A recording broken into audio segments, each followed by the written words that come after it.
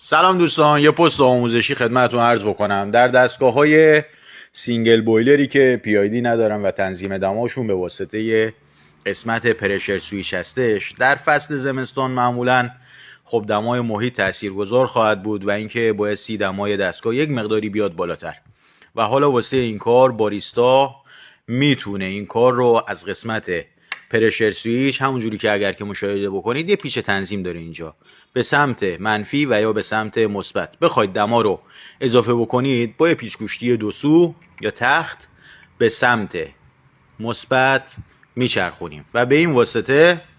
دمای دستگاه از روی مانومتر تشخیص داده میشه و از قسمت مثلا 1.1 تا 1.3 ما میتونیم افزایش دما داشته باشیم و دمای دستگاهمون رو خودمون اضافه بکنیم بدون اینکه نیازی به سرویس کار داشته باشیم. بریم تا پست بعدی.